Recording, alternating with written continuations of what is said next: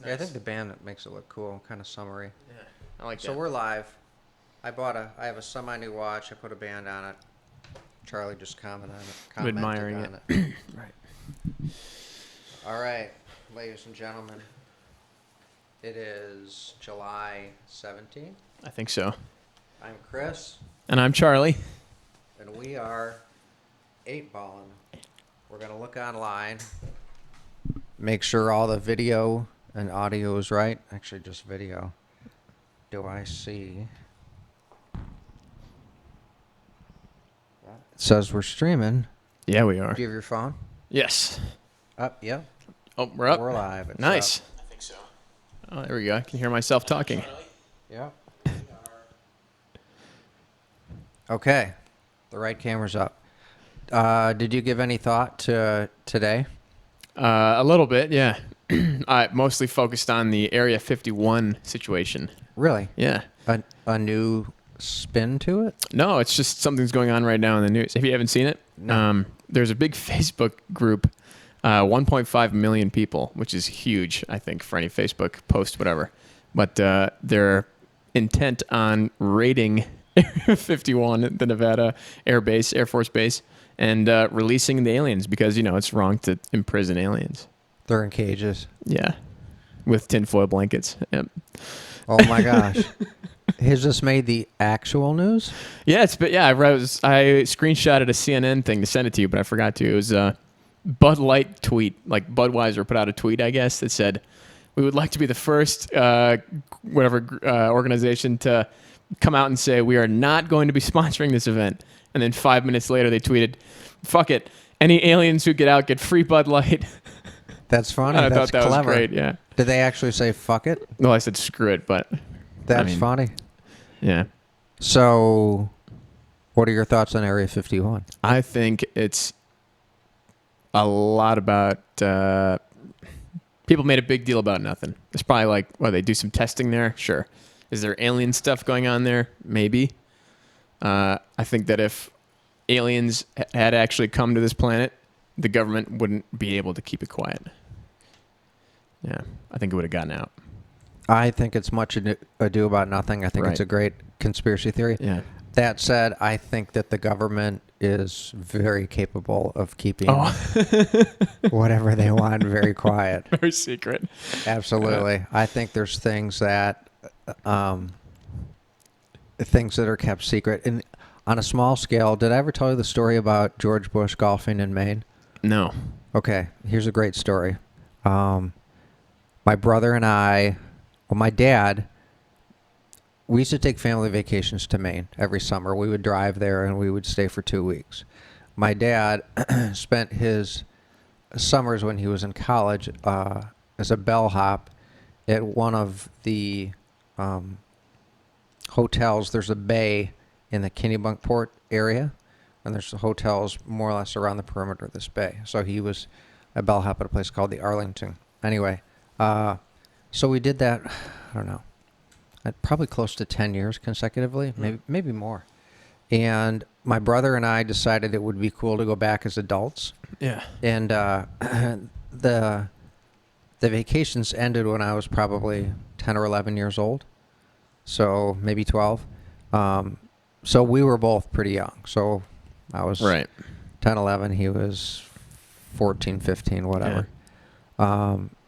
So we decided to go. We drove out. This was in 1991. And we were just, as an aside, it was amazing having 11-year-old memories of how much smaller everything was. Yeah. And how much right. closer. Yeah. And we would stay at this hotel, and if you went into town, which was Kennebunkport, which is like the equivalent of Charlevoix, is, if you don't know Michigan, is an up north vacation-y town. Similar to that, you know, a tiny version of, much smaller than Charlevoix. Definitely smaller than like Nantucket or something like that. Okay. Yeah. So anyway, it was interesting going back. One of the things he said he wanted to do when we were there, he looked into it in the Kennebunkport Country Club. Is they call it semi-private, which means from Monday through Thursday after it was 5 or 6 p.m., it was open to the public for golfing. Okay. So we made a tee time and we went there, probably 6 o'clock. And we went into, and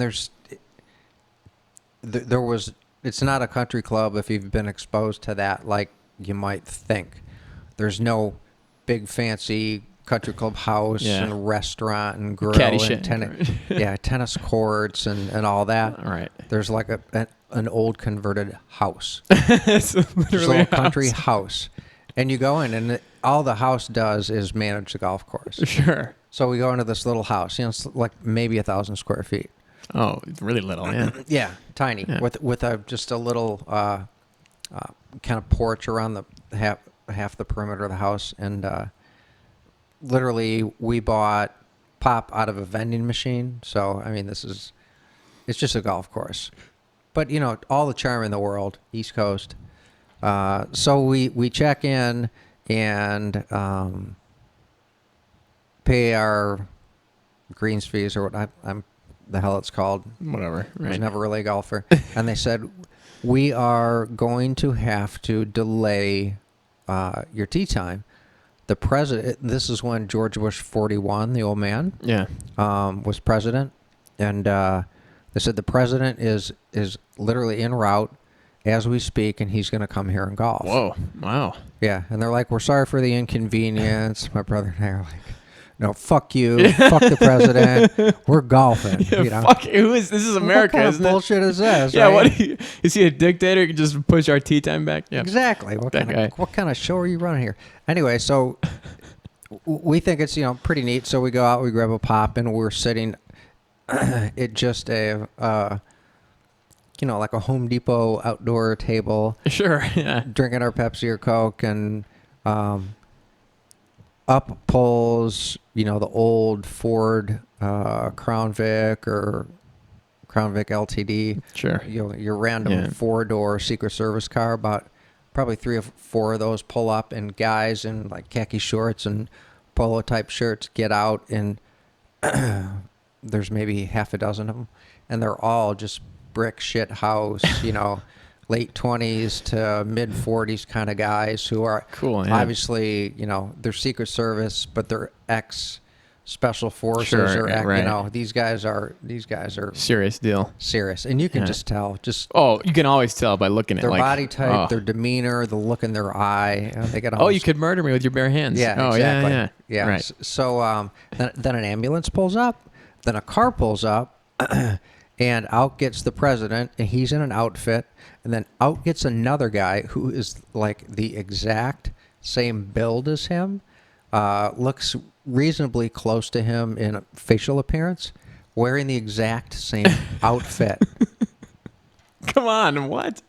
Yeah. They can't break out the bucks. So if somebody's golf going to take a outfits. shot, they immediately cut the odds in half. Yeah. Oh, I didn't even think about that. Absolutely. If somebody's going to take wow. a shot at them, That's actually really smart. Yeah, they Okay. cut the odds in half. And did I say an ambulance pulled Yeah. up? So if something happens, there's Right, on there's scene, medical. yeah.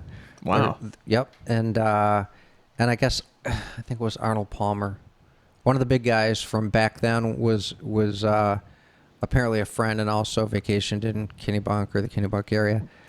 He shows up, and they go in and they walk. They come within 5 feet of our table. And we had been questioned, like not the third degree, but questioned by these Secret Service guys. Who are you here? Or why are you here? Where are you from? We're here to kill the president. Right. I promise you, if I had reached in the golf bag and pulled out a golf club, You would have been and shot. aimed it Yeah. up, I'd have been shot dead. Yeah. Shot dead. Of course. Yeah. Like not even, there was no question. That's kind of scary. It was, so the story goes on, and now what was the point of the story? Kennebunk Port, the president. Oh, things they can keep secret.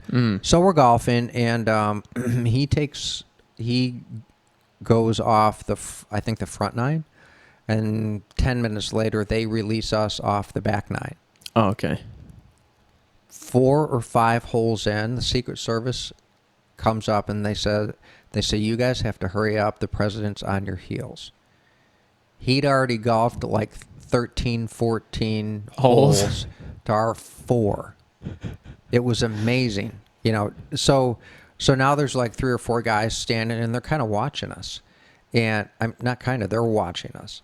So I never became a good golfer. So I put my ball down, walk up to it, swing. I top the ball. It goes maybe 20 or 30 yards. Like, You know, nice shot. and the Secret Service, they're like, really? Come on, Really? dude. Come on, guys. So my brother tees off, and then I hit, and we get our balls onto the green, and I'm putting, and I'm like, I just have this feeling. And I turn around, and I look, and George Bush is like kind of, he's got his club, and he's kind of leaning on it, and he's looking at my brother and me like, What the really, fuck, guys? Yeah, come on. You know, wanna- when we were young and yeah. athletic and looked like maybe we should know what we're doing. Right.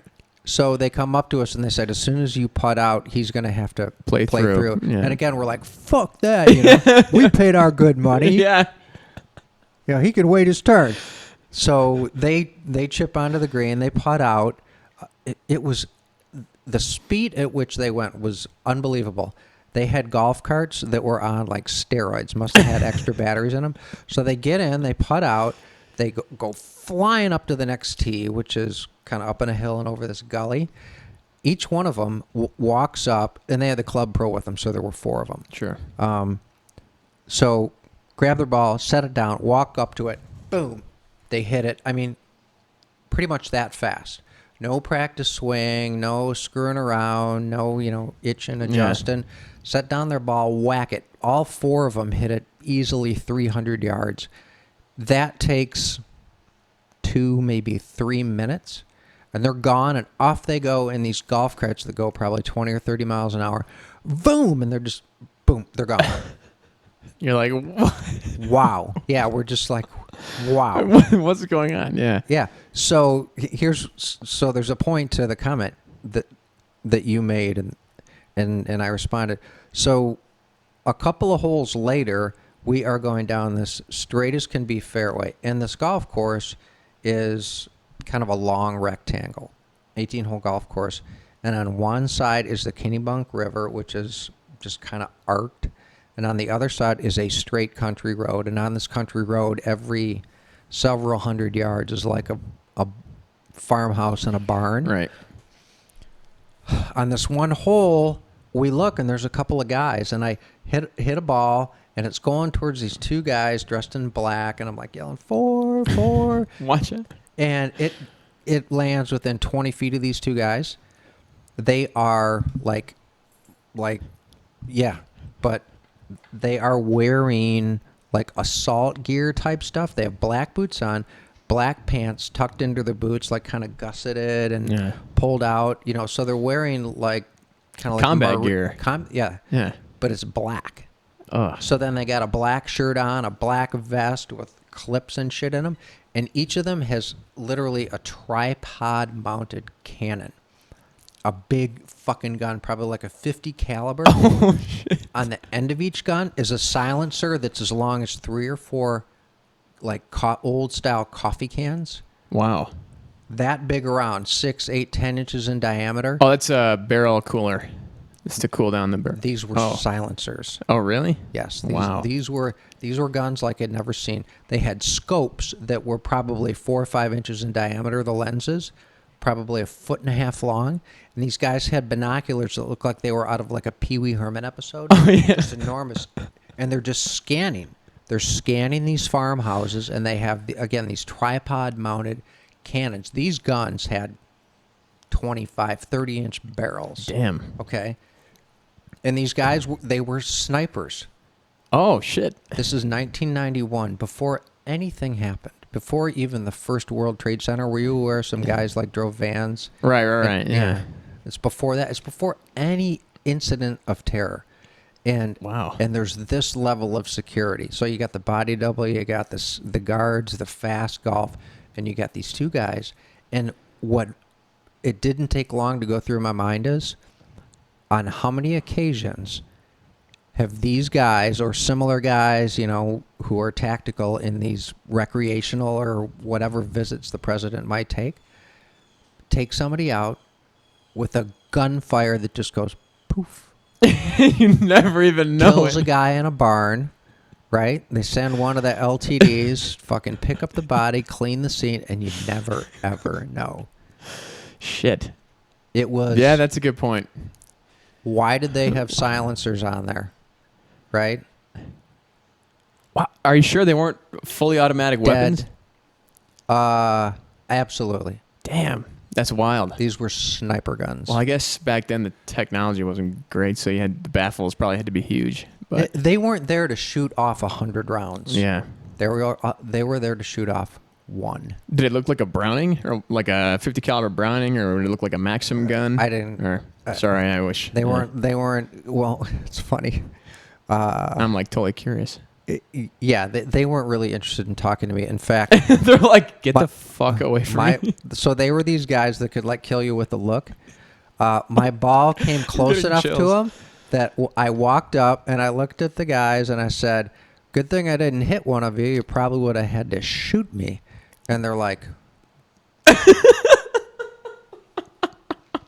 right, and their look was, "Do you want to die right now?" Shut your fucking mouth. Yeah. That's so funny. They just glared at me. They didn't move their heads. They just kind of like turned their eyes to me and they're like, Did you speak to me? Right. Yeah, right. "Do Yeah. you, right. Do you want to die?" So again, it was very evident that if there were any wrongdoings, they were taking care of business and nobody was going to know a thing about it. That's okay. That's a great point actually to make. That's a great story too. I never knew that. It was a very cool night. Yeah, that's super cool. Yeah. How many people do you know who've held up an active president's golf game? Yeah. And told him to fuck out. Hey, you know what? He can wait his turn. All right. The other thing is when he was vice president, I met him. He was in the booth next to the seats we had at the winning game of the World Series when the Tigers won in '84. Oh, no way. Yeah, and he was shaking hands and kissing babies. So I like kind of made my way over and reached in and I said, nice to meet you, Vice President Bush. He said, Yeah. "Nice to meet you, young man." And he signed my Dick. No. no, what do you buy? At A foam game? finger. No, the magazine, the No idea. I'm not a For- sports guy. for the game. Like the itinerary? I don't even know. Well, that's what it is, but it's got a name. Oh my god, I can't believe it escaped me. magazine? Well, it's a magazine on the game. It's the whatever. He's program. Oh, okay. He signed my program, so Yeah. I have it. It's framed. My dad framed it for me, and That's really cool. yeah, and somebody even said so. There's Ronald Reagan, and it had kind of a fold out, and he's on there, so the fold out makes it square. And somebody said, "Is that George Bush's signature?" It's up on the wall in my office. No, that's really cool. Yeah. And you should have been like, you signed this thing. You said I was very nice to you. Now you want to play head? Right, that What? was right. Yeah. I was kind of like, "Hey, you son of a bitch! You shook my hand at the World Series, man. You sat like 5 seats over. We're You- practically You don't peers. remember Yeah. me?" Yeah, he threw the pitch out at the game. That's so Hey, cool. man. Hey. Wow. Men like that, they just kind of glow. There's like an aura around them. You can tell there's something different about them. But This guy seemed pretty much like a regular. pretty guy. normal.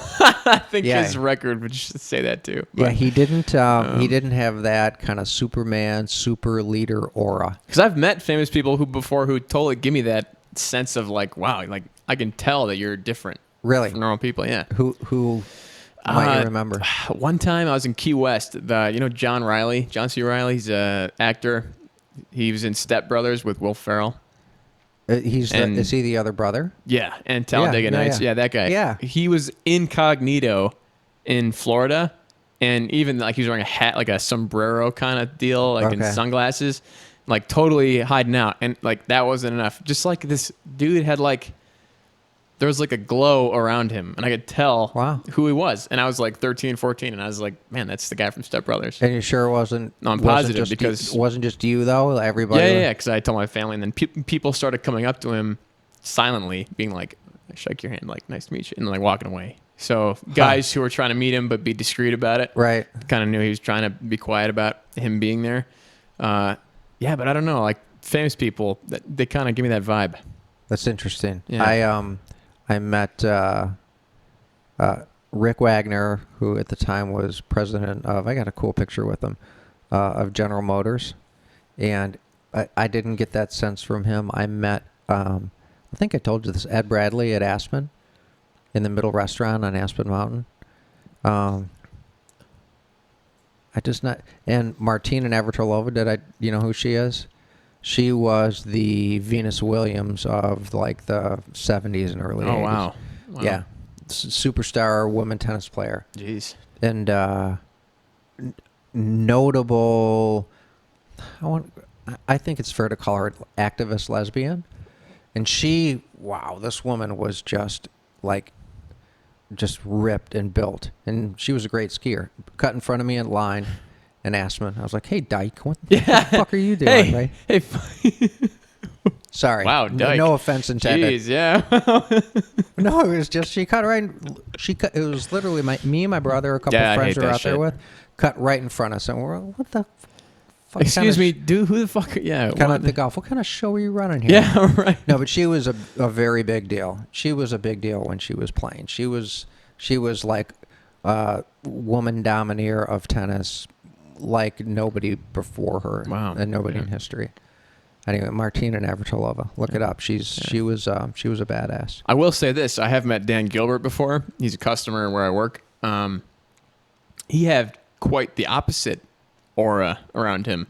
So he was like very much looked like just like a tired old man, just like ridden hard, put away wet kind of feeling. And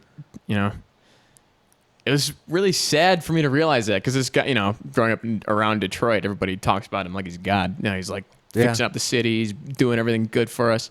And I met him, and he's just like looked weak, kind of, or like defeated. Really? How old is he? He's 57 now. He just had a stroke. Well, God bless him. Hopefully he'll be all right. Is this post-stroke? This is pre-stroke. I met him. This is maybe 2 years back. I met him, and he was just whatever. He was just a customer. He was just there. Yeah. And I was like, oh shit, I know who you are. I didn't say anything to him because that's trying to be polite, trying to have some decorum at least. But very much didn't strike me as the famous type. Huh. Yeah. I met Mayor Duggan recently. Oh, really? At work, yeah. Oh, yeah, you told me about that. Yeah. He was an interesting guy. It's funny. He remembered. I met him at a Michigan game and just very briefly said, nice to meet you, Mayor Duggan. You're doing great things. We were in the same line to get ice cream. Oh, yeah. I said, thank you. And it was clear he wanted to be left alone, so I just left it at that. But it was interesting because when I met him at work, he wanted to tour something that was going on at the place that I work.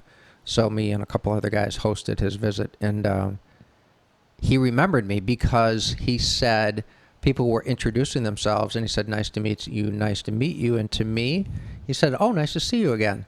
And I was like, oh. Holy shit, really? Yeah. I mean, how many people do you meet in wheelchairs? Well, so also guys as handsome as this guy. Come on. and who look like this, right? Look at that. But I just thought that was interesting that he remembered me. And he did strike me. Now, there was more interaction, obviously, with him being part of a tour. So we were together for, probably 15 minutes. And while there was no one-on-one dialogue between us, I was intrigued by him. And this guy was really, really smart. Oh, that's awesome. The questions he was asking and kind of the... Do you guys have ice cream here? No, no, it wasn't that. But he was really smart, really, really smart. That's good. And really nice, very nice, and he had a charm about him. So he had kind of a charisma about him. Yeah. So that was interesting. Maybe there has to be some level of interaction, but this guy you didn't so much as exchange a word with, right? Which guy? The movie star, the brothers. Oh, the John C. Reilly guy? Brothers. No, I never. I was just like, I know who that is. I'm 13. I'm going to avoid him, whatever. But it was very cool for me to see him like that, especially because that movie had just come out. And I was like, but... That's neat. Have you seen any of the Bill Murray videos where he just shows up at parties? Yeah, I've heard of that. I've heard that he does that, but I've never seen any of the videos. There are videos, so people have put together like a medley of videos where he does this. He always says... And the thing that struck me, and I guess maybe I've had the good fortune of being in places where these instances occur, where I've had the nice opportunity to meet people like this, is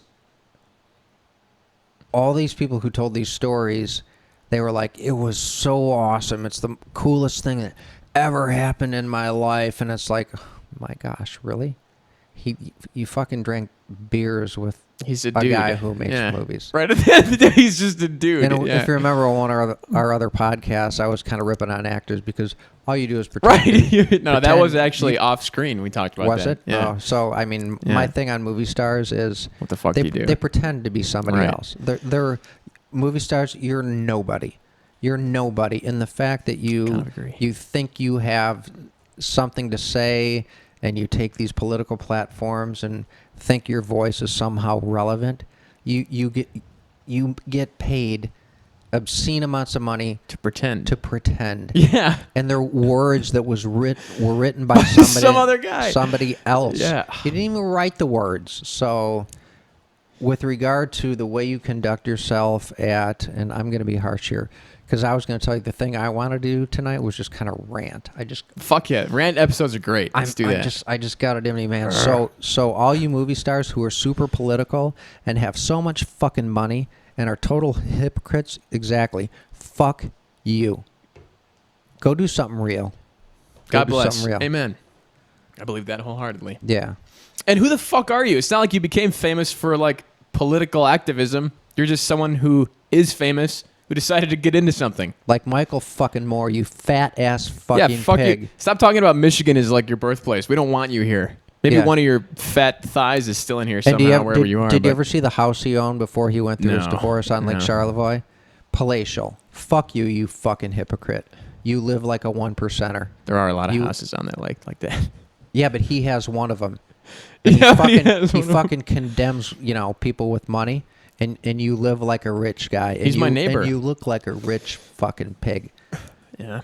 You disgust me, you hypocrite. I will say, I very much like the people in Quentin Tarantino's films. I'll leave it at that. No, there's people who were fine, but they're not. They're just Yeah, you're they're fucking- apolitical yeah, what- or whatever. And you know what? People like that, it's my understanding in Hollywood, if you're like apolitical or you're not super progressive or leftist or whatever, Or just even active, right? You kind of get condemned. Yeah. And God forbid you're conservative. And don't misunderstand. James Woods. Charlie and I are not conservatives. We're just Absolutely not. we're just people who believe in accountability and doing the right thing, and Freedom. hate identity politics, and they're all fucking part of a Hollywood hypocritical make me want to puke identity. Holy shit. Let me fucking rant for a second. Not only just the political aspect of you non-deserving actors, just your daily lives. Who the fuck care? Like a tabloid? I have no idea what's going on in some fucking person, some actor's life. Why is that news? I don't understand that. Well, That blows my mind. I'm like, who gives a shit? Who cares at all? yeah. It's not them doing that. They're not writing these articles about themselves, but I was you going to say people are that's making not this. their fault, but Right. it's what it goes back to. Some of the news things It's what the average American idiot wants to, Right. Why? wants to consume for entertainment. Have you ever watched the Wendy Williams show? No. Oh my God! So she is this she's perfectly nice on camera, but she's just this vacuous person. Have you ever watched? Vacuous It used is a to great be Regis and Kathy Lee, and now it's Regis and Kelly. well, he's off air. It's Ryan Seacrest and is it Kelly Ripa? Yeah. So if you ever I've watch heard that this, show, yeah. watch it one time. You'll probably have a hard time making 5 minutes through. They talk about nothing. We could have a And segment. the crowd cheers. And so this Wendy Williams, it's worse. It's less relevant. She talks about nothing. And she's on every fucking day. And people eat Worship this her. up. It's unbelievable. Sheep. Yeah. That makes no fucking sense to me. Please stop. Actually, do what you want. Yeah, but they're driving one of the things I complained about, which is, the news. They tell 30 to, if you get a 90-second story, that's really long. That's really long. Oh, and here's a perfect example. of a car crash that made it to the news. Did you see the 30-car pileup yesterday on I-96? Oh, I didn't see that. So nobody got badly hurt, but Oh, good. there was a 30-car pileup, and it was huge news. And you know why? Why? Because it happened during the daytime, and they had lots of pretty Cameras. pictures. Yeah. Yep. Wow. There was one like 2 years back. Do you remember this? Death count. Yeah, right. Yeah, the Zero. total up. It's just Death count. fucking 0. the numbers. But just stay spinning. tuned. Look at the pictures. Cars piled up. Dead. Nobody. Not yet. We'll kill them soon, though. No. Stay tuned. More to come at 11. Me and Chris talked about this a while back. They just like could just have a daily tally of like rolling numbers. How many people died? Now, we from talked fucking- about having a roll.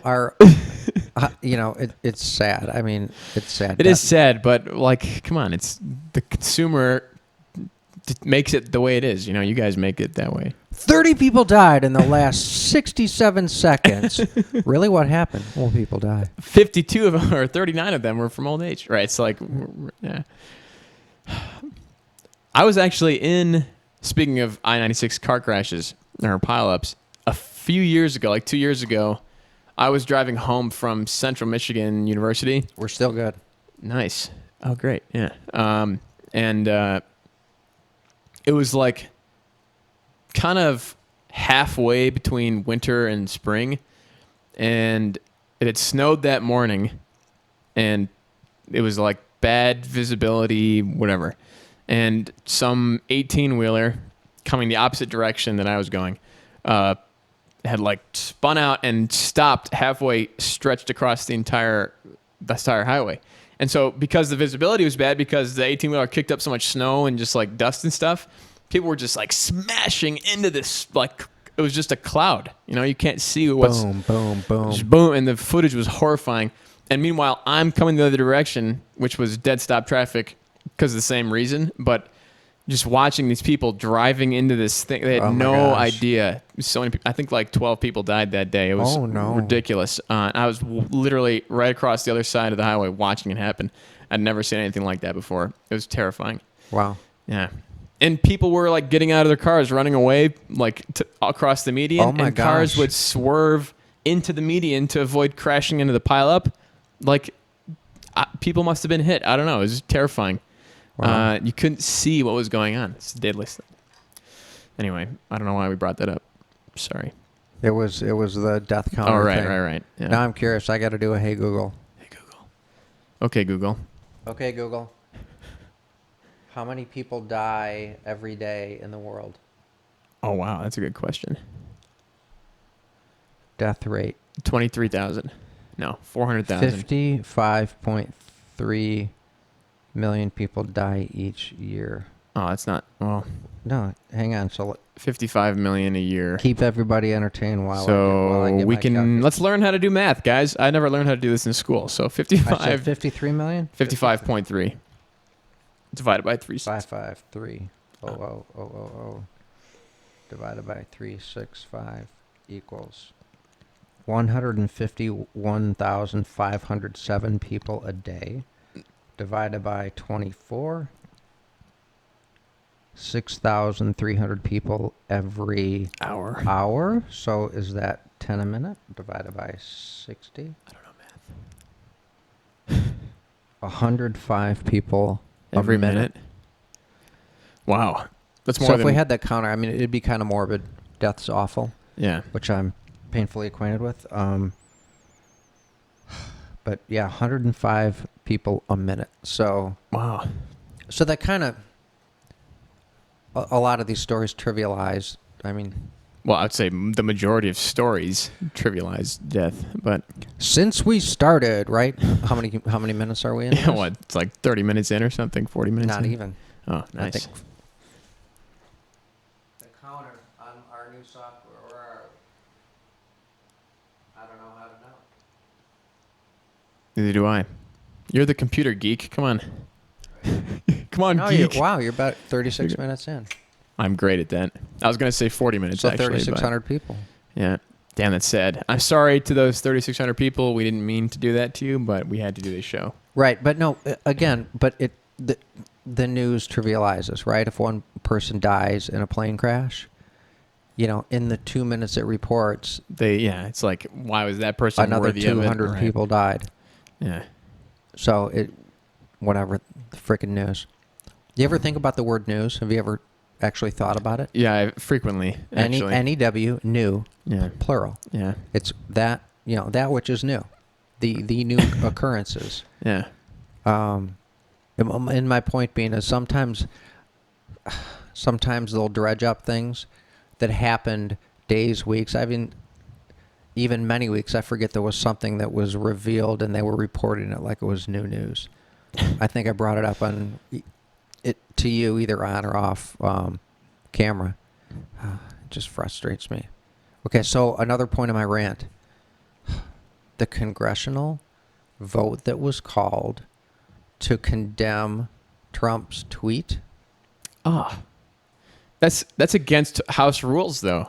You saw that part of it, right? So there's that. Yeah. And they got quorum in a fucking day, conducted a vote, and actually passed, if you want to call it a resolution. I don't know officially what they conducted, but they actually, in a 24-hour period, Got a quorum. were offended, got quorum, and actually voted on something, and they can't get themselves together to vote on something that fucking matters. Yeah, let's work really hard. Yeah. Let alone a arguably inappropriate fucking tweet by the president, which he does every goddamn day. And they're just fucking words. So I'm sorry, but the fact that they could organize and successfully pull this off when they can't do it on shit that matters. He's racist. It matters. Okay, fuck you, first of all. But I'm setting that aside. I'm not even... No, right, I agree. So I'm just saying it's like... 2 points. It's very... The stupid-ass fucking, interpretation of what he may or may not have meant in that tweet. And then... No, I'm saying it's their incentives. What motivates you as a congressperson? President is racist, or people are dying / people need us to do our jobs normally? President's racist takes, the number one spot there. Clearly, Let's by vote. our actions. Yeah. Let's vote and say that we don't like what he did. Yeah. Can you do other shit, please? Yeah, that's ridiculous. Right. They got a quorum in a day? What was that, 75%? I don't know. Wow. 60%? I would guess probably either 60% or 2/3 if I had to guess. Oh, right, 2/3. It's been a long time since my fraternity days, chapter meetings and such. But right. It might be 50. I think it's actually 2/3. 50%. Is it 2/3? Yeah. Okay. But how sad is that? That they actually mobilized when they can't get anything fucking done. But when they're just identity politics, right? Yeah, even you The fucking Americans outrage. who agree with the condemnation of his tweets, you should be like, wait a second, so you guys can actually get shit done quickly if you want to? Why haven't you been doing that this whole time? Right. I have a position on whether or not that even matters. But again, it's the fact that they wasted how much money, and it's sunk money, but how much money does it take to have a meeting of Congress, to conduct a vote, to do all that? I'm sure they have the equivalent, whatever court reporters, right? People who take records and document all this, and they convened all that and went to the expense, right? Right, whatever. Accountants, yeah. I thought I was going to have more juice on that. Oh, I got a for fucking rant. great one for you for ranting. Did you see the AOC former ICE chairman thing? I did not. So she was questioning. Well, first of all, they're having some committee meeting or some hearing. Excuse me. I've been drinking today. On like the border crisis, whatever. The kids getting separated from the parents, that whole deal. So Alexandria Ocasio-Cortez, which is too long of a name to say every time, had the former ICE chairman on, and she was asking him questions about, you were the one who recommended this program to the president, and you were the person who did all this stuff. And he's just fucking sitting there, like cold as ice, just boom, boom, boom, knocking aside everything. He's like, I recommended many things. I recommended zero tolerance. I did not recommend family separations. Yada, yada, yada. She asked him at one point, why did you recommend that, family separations? Why is this better? And he's like, if you're a citizen, if you're a United States citizen in New York and you get arrested for a DUI, you have a child in your car, you're being separated from the child just like anybody else. And I was like, why the fuck hasn't anybody said that before? That's a great point. It's a great fucking point. And she goes, legal asylees are not charged with anything. And he goes, United States Statute 17-1632, whatever, breaking into the country illegally, yada, yada. And she goes, seeking asylum is not a crime. And he's just like... And oh, by the way, if you remember what I pointed out to you a week or two ago, yeah, still. They're not asylum seekers. Yeah. They're here for other reasons. There's actually, they call it refugee, whatever. But it's like, what the fuck constitutes a refugee then? You're like scared of crime in your block? Move to a different block.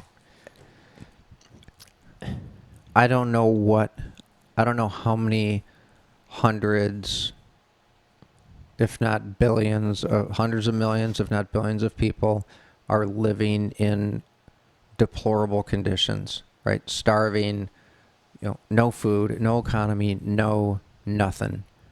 And it's tragic. It's tragic. But what do? Do we just start sending planes and boats and buses and cars? What do I do? And just bring them here and then just set them free? Yeah. Right? There were, they showed, and it looked a little harsh. There were a whole bunch of people in a cage, and it was pretty densely populated. But these guys were a handful of them spoke some English, and they were outraged, and you could see they had like rage in their voice, and I don't know what they expected. If they thought they were just going to come to America and we were going to give them apartments and keys to cars, take and my house, hand them movie tickets, and live in my pool room, popcorn vouchers, and so they. And what do the people who think this is such an unbelievable outrage? What are we supposed to do? Do you just turn them loose? Because many of them are in poor health. They have no skills. They have no money. They can't get in a cab and go somewhere. Most of them don't speak a word of English. What do we do? What do? Do you just say to all the people who are saying how egregious this is, that they're detained, what do you do? What do you do other than detain them? Just turn them loose? Okay, go find your way. Then what are they going to do? And when somebody can't fend for themselves, you might, and I'll share why I think this. There's a very good chance what they'll turn into are predators. And what do predators do? They fend for their lives. And how do you do that? What if by hunting others? Yeah. Preying on others, right? Yeah. So you're going to steal, and there was a story, and I wish. I know who. I can get this information from Morgan. He might have written a book or, written a short story or something. He was at 10 years old. He was born to a single mom who was drug addicted, and she overdosed. And at 10 years old, and I think it was in Detroit. At 10 years old, he had like nowhere to go. He went to a vacant house. He set up camp or whatever you want to call it, squatted in this house, and he was like, at 10 years old, I turned into a predator. I was literally in like survival mode. And he said, I would steal. So he said, I got, what I needed, and I don't know if that's blankets or, candles for warmth or whatever. And he made a home in this vacant house and, stole food, stole whatever he needed to stay alive. And I think ultimately he was arrested and, maybe taken into custody and, sure. Went through the juvenile detention process and maybe whatever. He got processed as, a juvenile offender. But he said, like, at 10 years old, I was smart enough and old enough to know that I needed to get out of the elements and I needed to eat. And I became a predator. Right. What else do you do? especially as a kid. You know, no one's giving you a job. But Right. So Yeah. what are people going to do if you Yeah. just say, if we have 100% open borders everywhere, north, south, east, west, right? Come on in. What do? What's going to happen? What if you're a resident in a border city, right? If they're, so we're in Detroit, which is technically a border city. technically a border city. What if people were coming into Canada and just so happened, and this is, not likely and purely Hypothetical, fantastic, right? but yeah, Phantasmagoric. yeah. But I would have concern if people, we're 20 miles from the bridge and the tunnel. They're going to wander. What do you do?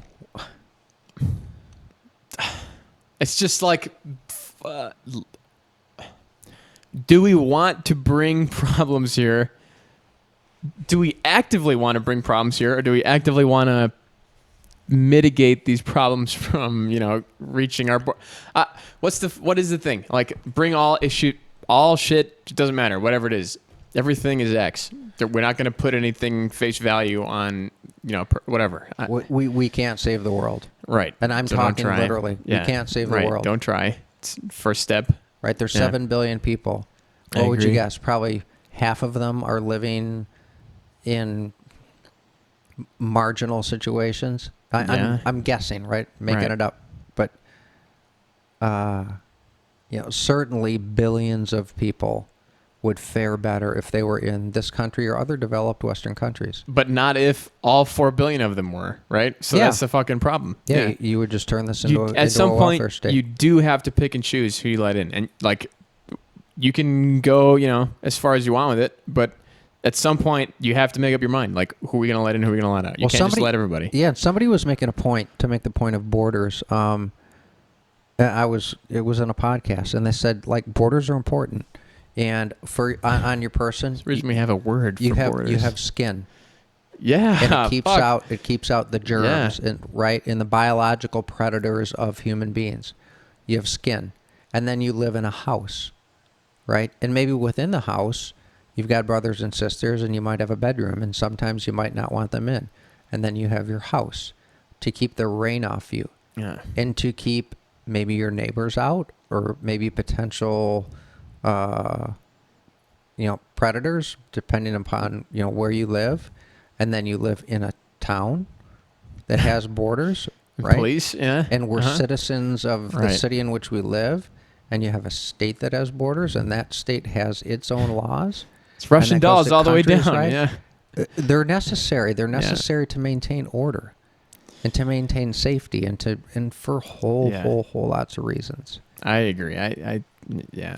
And there's and I'm not dismissing. This is like the third time I've tried to make it clear that it's not an inhumane position I'm taking, and I'm not neglecting, or I'm not dismissing nor denying the fact that there's suffering, but again, you can't save the world. Right. And I don't know. I was going to this new program. I wanted to have the picture ready of the kid in the cage. Remember when I brought that up, where he wandered away from his mom, and they totally misrepresented what happened. Fucking God.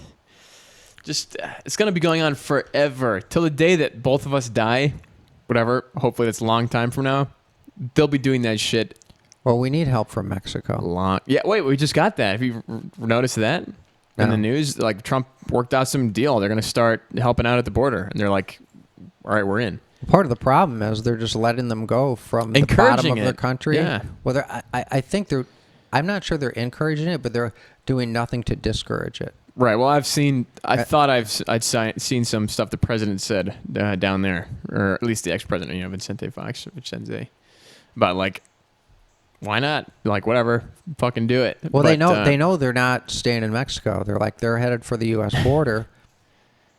Why stop them? Right. Yeah. What are they doing? Let's not make it our problem, right? Because if they arrest him, then they have to deal with. Yeah. And I don't know. I think it's, and the numbers would lead you, the coverage would lead you to believe that the numbers are less than they are. But it's something like I don't know. It's tens of thousands a year. It's not like hundreds coming of in. thousands. Well, there's over 10 million here, like already. You know, they say 10 to 30 million, which to me is like, why don't you fucking know better? I thought it was 7 to 10. I saw 11 to 29 million was the estimate, educated guess. That's what Trump tweeted out, but he's Wow. educated, whatever. But to me, the thing that rung true was that fucking thing that in that hearing, AOC just talking with that guy, former ICE chairman, being like, or ICE chief, being like, same thing happens to me if I'm driving drunk and my kid is in the back seat. I'm getting separated from that guy, from my kid, for choices that I made. No one forced me to do that, but I made the choice. I knew that there was consequences. I'm getting separated from that kid. And no one's bringing that up. It's like that separation of family shit is propaganda. Well, right. They're not separating kids from their parents for the purpose of separating them. It's the way that shit gets done, yeah. Right. There's a process. Right. And you go before, I think it's a magistrate. Yeah. And he determines whether or not you are Quickly, indeed yeah. a refugee and Boom, deserve boom, boom. asylum. And right. And then I don't know, again, whatever. Maybe we should...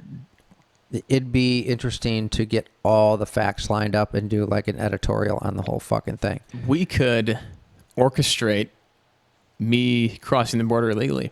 Well, what happened if you went to Mexico? And then, legally broke into Mexico? I'd probably die. You'd go to jail. Yeah. You go in some shitty fucking jail. And get killed. And yeah, Son of a pussy. Yeah. Well, yeah, but you're a lily white, clean cut, good looking American, and how long are you going to last? And not long. Wherever you might wind up. Right.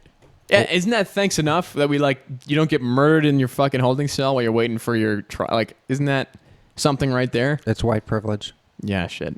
You're right. God love it. Cheers to that. You have the privilege of sticking out like a sore thumb as a rich American. Yeah, here we are, a couple of white guys. Yeah. Jeez. Talk about it, man. Yeah. That whole deal down there, I don't know. It's like, and that chairman, Mr. Cummings, that guy, what's his name?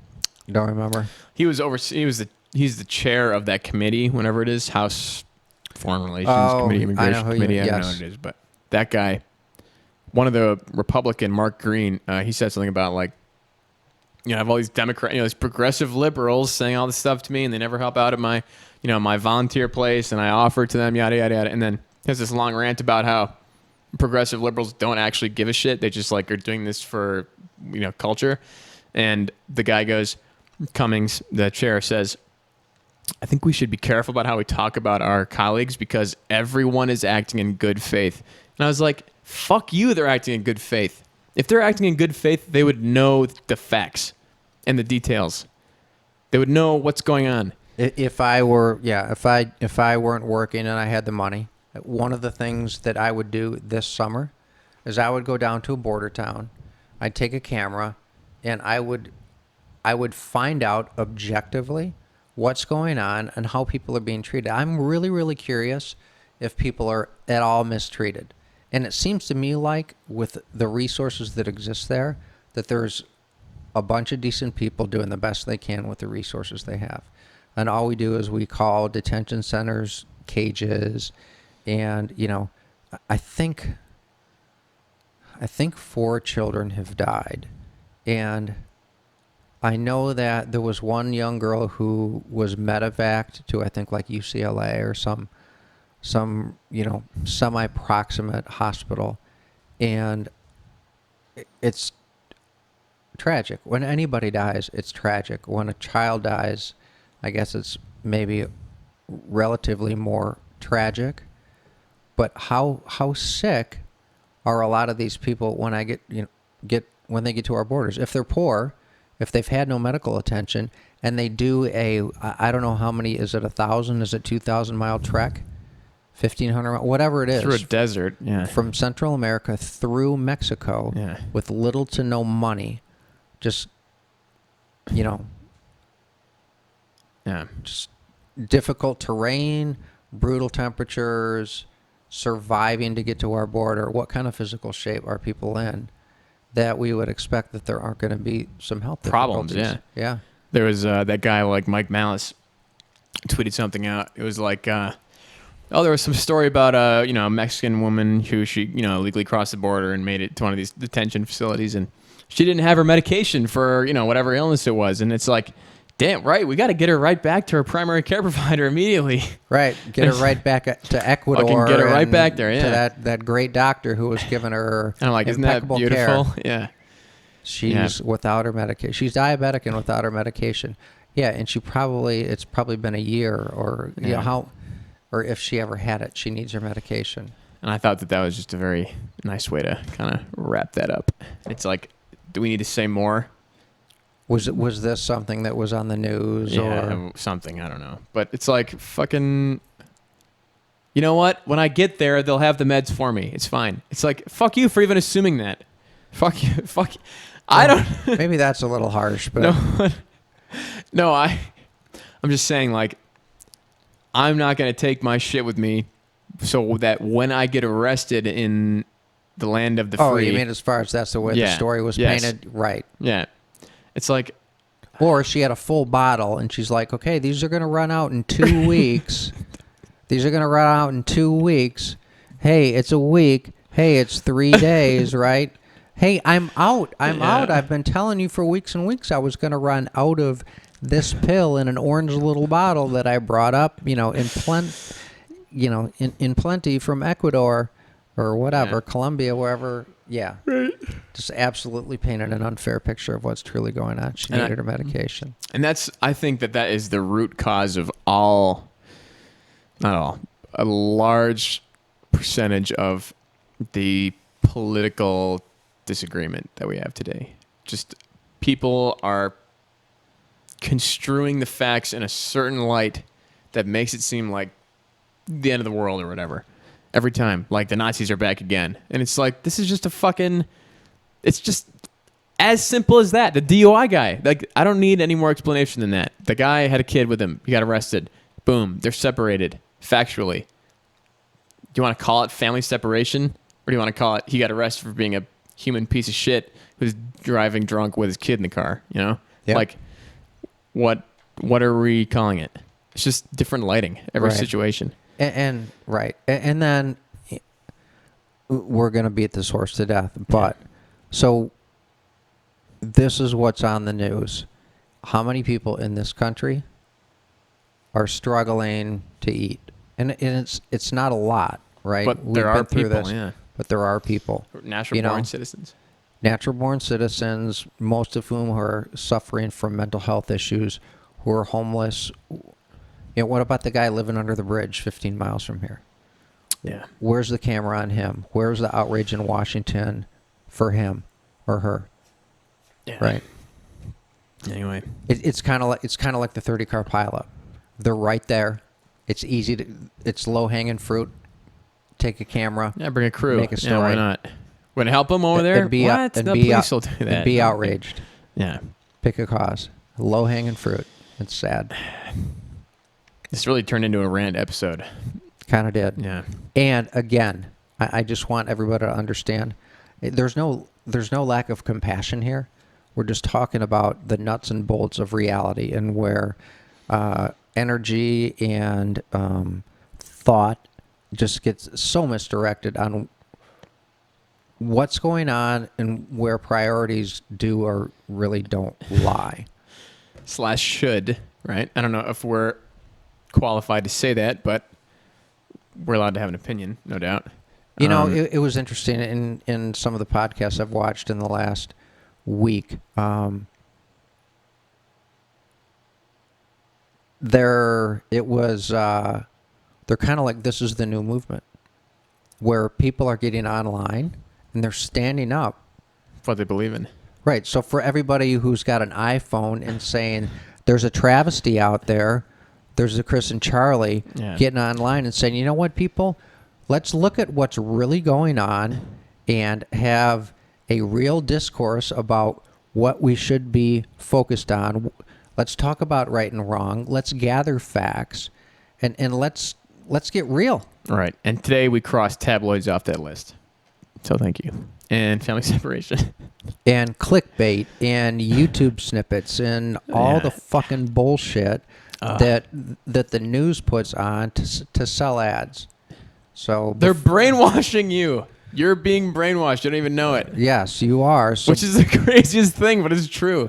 yeah, Yeah, it you're is watching true. television shows. Yeah. And you know what? They're barely beyond a reality show. Right. That's what's like so ridiculous to me about it is like it's just so easy to see the facade. It's like they didn't even try. They just get lucky with it half the time. You Yeah. know. Whatever. I have faith in humanity. I think we're gonna be fine, but I'm displeased with how it's going. You know, here you want to know something? Yes. Here's a very, very selfish concern I had. I was like, what if this goes away in like 2 or 3 years? Because I want this podcast thing to Right. be something I do for Like, a while. You Wow, know, and have fuck. I guess everything's fine. you know Yeah. what? Sell the microphones, move the computer to the bedroom. It's over. We solved problems, right? Everything went Or- away. or- Yeah, yeah. everything's fine in America. Yeah. Now we have nothing to rage against. We're gonna bitch about the trains being late, right? Yeah. I would give up my potential fame for American peace. Fuck world peace. I just like American peace would be nice. But then what will you focus My free time on? your energy towards? We could do this, and we could do it, but it would only be a positive show. You know, we could talk about like guns and cars and fishing and shit like that. Okay. Yeah. All right. So there's hope. Never giving up. Never giving up. Should we end on a high note? A little bit of an abbreviated Yeah, why not? episode? When it's been about an hour right now. Yeah. All right. Probably about 55 minutes in. Yeah. I think we should all go out and support our local brewery, Bell's Brewery, Comstock, Michigan. Two Hearted Ale is great. Thank There you very go. much. All right. Over and out.